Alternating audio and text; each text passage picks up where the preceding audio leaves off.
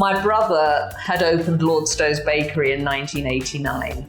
He developed his own version of the pastel de nata, now known as Andrew's egg tart. Our mother used to make a big custard pie, so that's probably the inspiration for Andrew.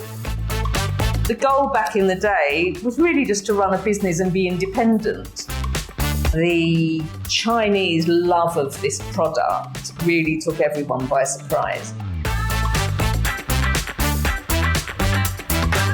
How did the term Portuguese egg tart come about? That really originates here in Macao because the Chinese are very familiar with egg tarts in their dim sum, and they're very familiar with the custard tart in Hong Kong, which has a short crust pastry.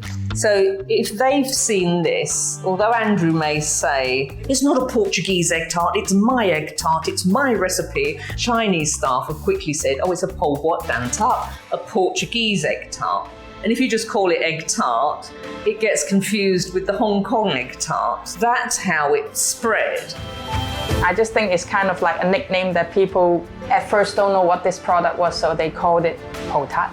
But if people, as in on paper writing that we are selling pol tart, then I would say we are on the low dan tart because we don't claim that we are original from Portugal. Something I really respect, they don't claim to be Portuguese. That's what people call. For tourists, that's all the same. Doesn't matter if there's a Portuguese or the Macanese one, they think that's all the same. Portuguese egg tart is actually a cake that is being produced since the 18th century. When people compare both egg tarts, many people comment, oh, it should taste more egg, it should taste more egg. So I think it's a characteristic that they feel. In the Macao one, is the strong taste of egg. The difference for me when you eat both of them, you notice when you bite the Portuguese egg tart, our custard is a little bit more liquid, it's more creamy. The Macao one is more like a pudding, so basically you bite it and it stays firm. The custard inside is very different because Andrew used a more English twist to this. I like the Macanese egg tart, I like the Portuguese ones, but it's important, especially for locals and for tourists, to know that they are different. For me, it's 3 different products. There's Zhongkok dan tat, which is famous in Hong Kong, which is made differently. There's no caramelization on top.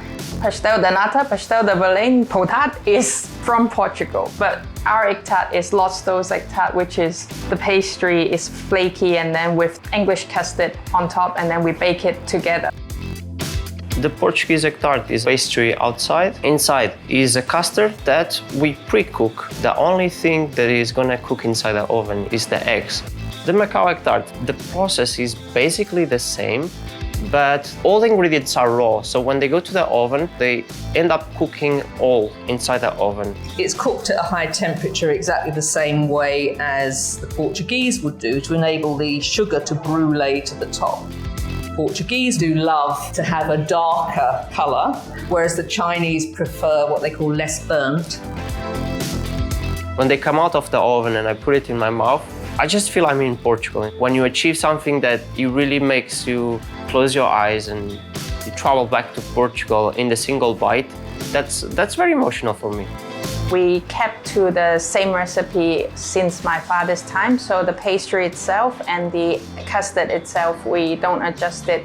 We just stick to what we are and we keep doing that every day.